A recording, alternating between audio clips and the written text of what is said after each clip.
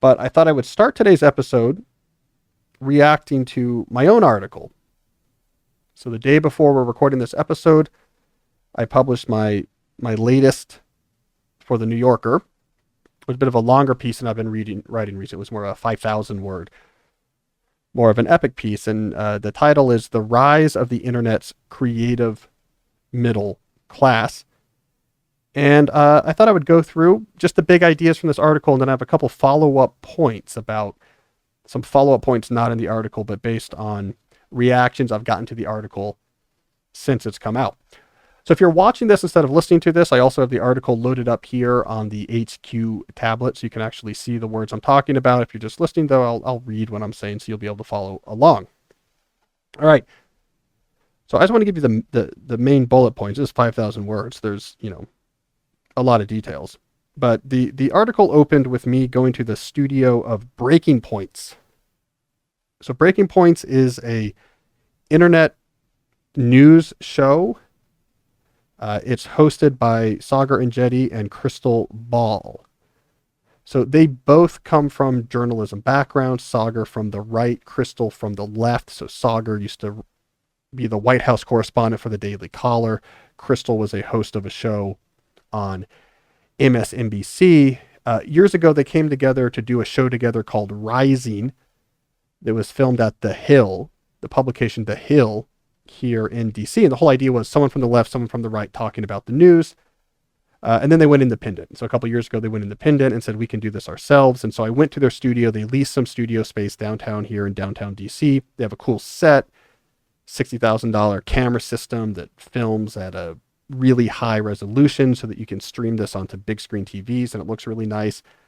Real control room with actual, upper middle age engineer control room type men in there working TriCasters and the sound. And it was a real professional operation. They do a news show. It's on the internet. If you subscribe, you get it on YouTube. There's a podcast version. They put clips of it on YouTube for free. So I went to visit this and visit them. If the names sound familiar, they've gotten a lot of exposure through Joe Rogan. So he likes them because they come at news from the left and the right, and so they end up in kind of independent territory as opposed to just trying to work backwards from what's our point. So they're on that show a lot. I think that helped them grow, but they had a history from before then. And I was on Rising talking about one of my books before they went independent. I've been on Sagar's podcast, so I've crossed paths with them before. All right, so you look at that show. And you see it's doing well. It's doing well. It does not require nearly the overhead of their old traditional TV shows.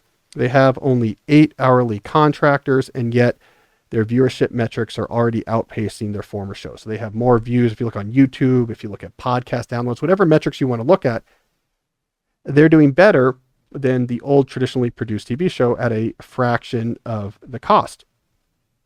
So my point is early in this article is that's interesting, and maybe there's a lesson to be learned there about the evolution of news. But the reason why I was focusing on Breaking Points, the reason why I wanted to introduce them to the readers of this article, is that I think they show a more important trend. And here's my exact words from the article: one in which a dismissed prophecy about the potential of the internet to support creative work might be making a triumphant return. So they are my piece of evidence that a once dismissed prophecy about the internet might be finally coming true. All right, so what is that prophecy? Well, we got to go all the way back to 2008. Remember, 2008 was a very different time than the web is today. This was at the beginning of the Web 2.0 revolution. So this was the beginning of that idea that you as a consumer could contribute content to the web, as opposed to just going to websites and consuming content. We're used to that now, but it was a big deal back then. So it was in 2008 when Web 2.0 was first becoming a thing that Kevin Kelly, the former executive editor of Wired, actually the founding executive editor of Wired, and general techno-optimist, this is someone who provided a nice blurb for So Good They Can't Ignore You. He had a nice blurb for A World Without Email, so I've crossed paths with Kevin Kelly over the years. He wrote a very internet important, I would say, essay called 1,000 True Fans.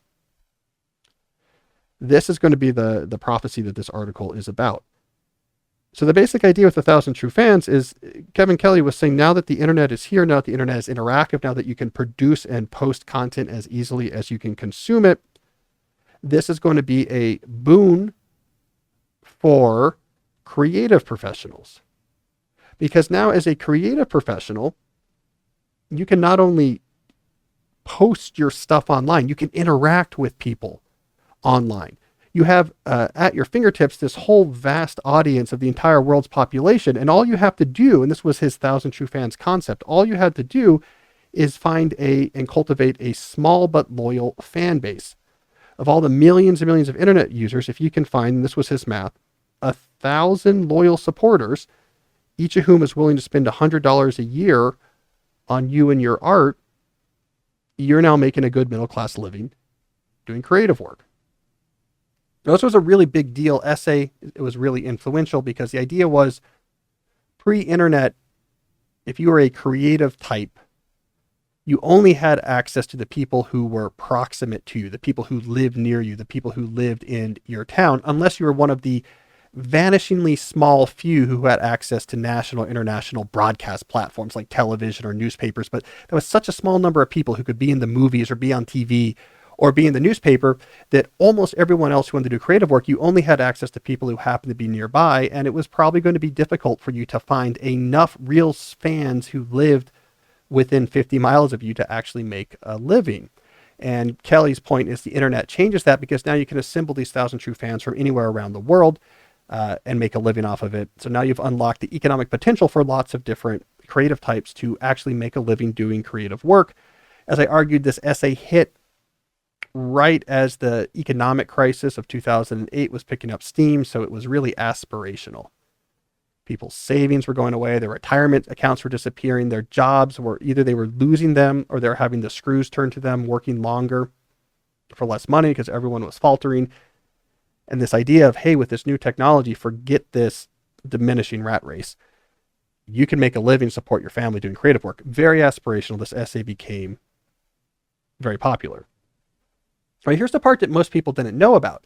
If you go back and look at the reception of this essay, yes, it became very popular, but almost immediately there was pushback. And one of the strongest sources of pushback came from Jaron Lanier, whose work I talk about a lot on this show. Jaron knew Kevin Kelly. They've known each other since the 80s. When Kevin first met Jaron to interview him about his pioneering work on virtual reality, they were both techno optimists from the West Coast scene. Jaron Lanier in particular was a really big open culture advocate. Software should be free, bits should be free, the internet's going to create this sort of utopian world. What had happened to Jaron, though, and we've talked about this before on the show, is he took a hard turn towards skepticism. He eventually went back and renounced his techno-optimist views and said the internet is not going the way I hoped, and the internet is beginning to bifurcate the haves and the haves not, and all the value generated is ossifying at a very small number of companies and a very small number of individuals that have a lot of stock in those companies. So he had this turn towards skepticism around this point, and he looked to Kevin Kelly's 1,000 True Fans essay and almost immediately came back and said, Kevin, this makes sense on paper, but if it was true, we should see more people doing this successfully. So where are all of these artists and musicians that have 1,000 true fans that they have cultivated online, making a middle-class living? The web has been around now for a while. Technologically, this has been possible for a while. Where are they? And this is a little-known chapter in this history, but Kevin actually posted a follow-up essay pretty soon after. And he explained Jaron's hesitancy. And he said, okay, let's prove Jaron wrong. And in fact, I have the exact wording here in the article. He said, okay, to prove Jaron wrong, this is Kevin Kelly writing to his audience, simply submit a candidate in the comments, a musician with no ties to old media models now making 100% of their living in the open media environment, right? So Jaron complained. Kevin said, no, I'm sure artists and creative types living on this model exist, and let's find them. And he challenged his readers, and they couldn't find anybody. The way Jaron summarized it later in his book, You're Not a Gadget, which you should read if you have not, very influential book for techno-criticism circles, they identified a handful at most of artists who satisfy that theory. And if you really go down the rabbit hole on this and look at the artists they found, it was kind of questionable whether they qualified or not. Like, they basically couldn't find anyone. And by the time Jaron published You Are Not a Gadget, he has a chapter about 1,000 True Fans in that manifesto where he's like, this just didn't work. 1,000 True Fans was hopeful, but it wasn't actually something that we saw come to fruition. And so for people who studied the internet, it was sort of this sad case study of optimism that soon bled away. So what actually happened here? Well, I think Jaron Lanier has a really good argument that it was the structure, the evolving structure of the web itself that scuttled the feasibility of the 1,000 True Fans, and in particular, the hijacking of Web 2.0 by a small number of large social media platform monopolies like Facebook and then later Instagram and Twitter. And the way Jaron tells us, I think it's a really important critique, is that Google ads came along earlier in the 2000s, and they showed that embedded ads could make money. So in other words, putting ads on content that normal individuals made. So here is my website. Here is calnewport.com. And I'm doing Google AdSense, and it will automatically put ads onto the content I generated. This made a lot of money for Google. It became basically a money minting machine. And there was this aha light that went on in the techno circles out in Silicon Valley, which is Web 2.0 means lots of people are creating a lot of content. All of that content can be essentially the fertilizer for our advertising money trees. So social media came along, and even though it originally pushed itself as being about connection and relationships and making it easier to express yourself and connect to others, that was not the pitch being made to investors. The pitch being made to investors is all of these millions of people are going to be generating content. If we can get that content generated on our servers, on our platforms, we get all the money from all the ads we can place on it. And so a small number of companies basically hijacked the Web 2.0 revolution. It said, yeah, you should express yourself on the web, but you do it in our walled garden. We can control it. And that became, as Jaron explains it, the downfall of the 1,000 True Fans model, because once these companies were making hundreds of billions of dollars of valuation appear out of nowhere, just off of the back of this digital sharecropping that was occurring out there in this hijacked world of Web 2.0, they began pushing their technology platforms to optimize the money this made. And this eventually led to these streaming style models. Twitter led the way, but then Facebook and Instagram followed. These models where you were no longer even going to social media homepages of individuals. You were no longer posting on the wall of your friend on Facebook. Algorithms would just pull interesting information off of the platform and put it into an infinite scroll stream. And you as a consumer would just keep scrolling through this. Everything you were seeing was designed to hit your fancy, to give you distraction in the moment, to give you those little chemical bursts. In that setting, the 1,000 True Fans was not going to survive. And here's the words I wrote. This relentless pace rewards passive consumption, not active interaction with individual creators. So here's why.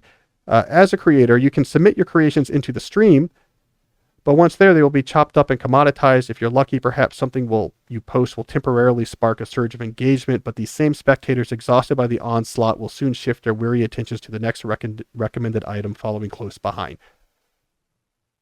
So this is what happened when Web 2.0 got hijacked. All of this user-created content got chopped up and commoditized and put into an algorithmically optimized stream where it was dehumanized, barely connected to the individuals who created it. And we sit there and watch this just stream past. That was not an environment well suited for many different individual idiosyncratic creators to foster and create communities, small but loyal communities based around their work that they could then monetize and make a living off of it. So that was why, at least in Jaron Lanier's telling, that is why the dream of 1,000 True Fans fell apart. But then we go back to breaking points. And what I wrote here is perhaps we were too quick to dismiss Kelly's 1,000 True Fans theory. It faltered in 2008, but 14 years later, it might be making a comeback. Because you look at something like Breaking Points, and what you see is actually something very much like Kelly's original model in action. Saagar and Crystal are not 20 million follower Instagram influencers. They're not one of these YouTube Mr. Beast style superstars that gets 26 million views on every video they put up. They have roughly 10,000 subscribers. So yes, it's a factor of 10 larger than Kelly's original prediction, but within that same ballpark, 10,000 subscribers. So a small number by any of those large follower count type scales. 10,000 subscribers who pay them money because they respect what they're doing. They like the style of independent news that Crystal and Saagar produce. Off of those 10,000 subscribers, they are able to produce this show. And they pay themselves, I talked to them about it, salaries that are more or less in line with what they were making when they were hosting the show at the Hill, right? So they're not trying to become immensely wealthy. They can cover their budget. They can cover the studio they lease. And those are hourly contractors that help work their equipment. The 8 hourly contractors that helps pay for their time. And it works out. And when I pushed them, I was like, look, you guys want to go the route of The Ringer or of Gimlet. You want to take on venture capital money and build up a huge staff and grow a large network that you can then sell for $200 million down the line. They had zero interest in that. Crystal was really clear. She wanted to get away from bureaucracy and giant offices and having to deal with staff. They just wanted to produce their show. They want to do news. They want to be able to do it full time. It's Kevin Kelly's 1,000 True Fans come to fruition. When I go in the article and give a lot of examples, like we can actually find a lot of examples of this now of people who have modest size audiences of strong fans who pay them money for the content or whatever they produce, allowing them to make a good living, not to become rich, but can make a good living. Again, that's the Kevin Kelly dream. I gave 2 reasons for this. Number 1, I think the rise of online news paywalls and subscription video streaming services like Netflix got us used to the idea of paying a la carte for digital content. When Kevin Kelly wrote his original essay, that was a time where people thought no one's ever going to pay money for digital content online. Everything has to be free. Everything has to be ad supported. Now we're used to it. We pay NewYorker.com. We pay Netflix. We pay Hulu. We're kind of used to paying a la carte for digital content. So once we're used to that, when someone like Saagar and Crystal comes along, we're like, yeah, it's just another thing I pay a little bit of money for to get digital content. The other thing that changed was attitudes towards social media. So there was a time, and I know this because I used to get roasted, where social media was where all the energy is. So the idea that you would leave social media and interact with creators directly over the internet without using the intermediation of social media would have been considered risky or weird.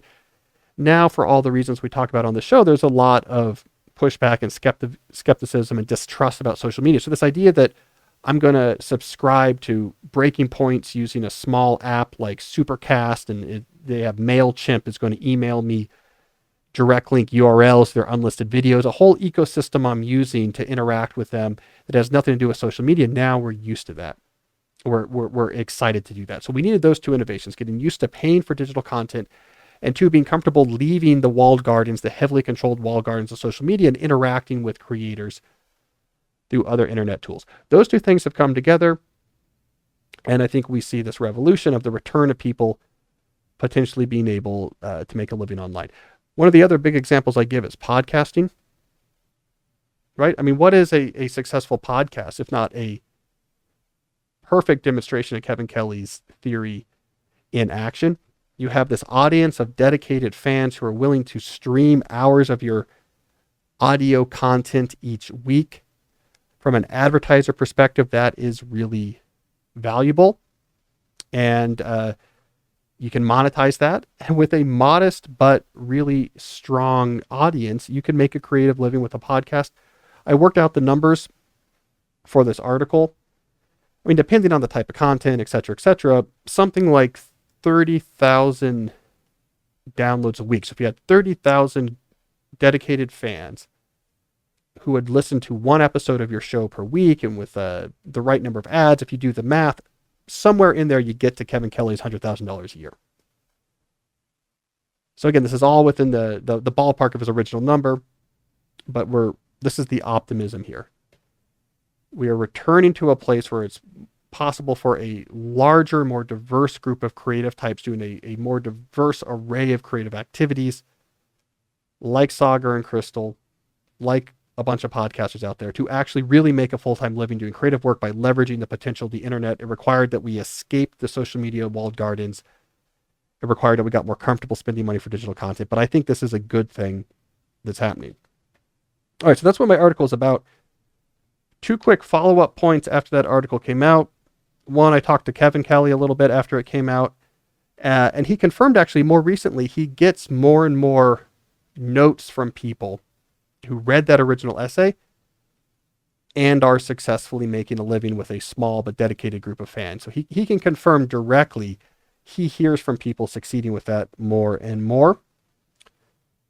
The other point, and I'll make this briefly, someone sent me a note, and I hear this critique a lot, so let me just address it real briefly. They say, yeah, maybe it's true that there's more avenues now to make a living creatively online, but it's really hard. And it often requires whatever timing and luck, and Crystal and Sagar already had media backgrounds, and it's not just like anyone can just go and do this. And my reaction to that is, yes, of course. Making a living doing creative work is really hard. It requires talent, and it requires luck, and it requires opportunity. Now, I think what we're seeing with the 1,000 True Fans model is that opportunity piece has vastly broadened. You don't have to be one of the vanishingly small few to get on cable news or have a newspaper column now. There's a lot more opportunities with the internet to make a living creatively, but you still need the talent, timing, luck portion of that. And most people just don't have that. But I think that's always the case where we're talking about the democratizing any type of media. This is always the critique that comes back. Blogs come along and they say, hey, this is going to really revolutionize print. Now anyone can publish print. You don't have to be in a newspaper. And the people said, oh, that revolution failed because most blogs are bad. And of course, most blogs are bad, but it did open up a lot more people who had a lot of talent and a lot of luck to actually find an audience than would have been able to before. Same thing with podcasts. People say most podcasts are bad and don't make money. That's true. But it opened up a lot more opportunity for a lot more people with talent and luck to actually go and do that before podcasts were available. So I think that's the key caveat I want to make, is that there's no technological revolution that's going to mean anyone who wants to make a living doing creative work can. That's always going to be really hard. But it used to be that you had an incredibly narrow group of people who even had a shot. Now a lot more people have a shot to take. And of course, most people will still miss it, but we're going to have vastly more successful creatives because there's vastly more people out there with talent and the right timing and the right thing to say or the right skill for the moment. There's vastly more people out there than there used to be opportunities to support them. And so I think that's all a good thing. So there you go. A little injection of optimism into a otherwise normally grim topic area. There are some good things happening with the internet. Did it take you a long time to write that? Yeah. It took a little while, like 5,000 words. Those are longer pieces. But honestly, this one was in production longer than it probably took me to write it. I mean, so what I did was there's kind of a break in my writing. My last column was in January. And then I had to kind of take a break because of administrative stuff at Georgetown. When I turned my energy back to this article, it took me a month. I went back and looked at it. A month of solid work to get it done. I did that back in March. And then there's just production. It takes a long time. So yeah, that took about a month of work. Whereas my column from last fall would take about a week of work per column. Do you talk to Kevin Kelly a lot? No, just off and on. Yeah, we just kind of. How old is he? Old. He's like in his 60s, right? Or is he older? Older. Yeah. Probably now in his 70s. He's on Ferris's podcast every now and then, right? Yeah, he's a cool guy. Yeah. Yeah. Yeah, he sent me some stuff. I'm not going to talk about it now because I'm going to write about it. Yeah. But he sent me some new thoughts he had on some things. Really creative guy. Yeah. There's a classic Kevin Kelly article from 5 or 6 years ago on artificial intelligence in Wired. Everyone should go back and read it. It's really good. Really prophetic.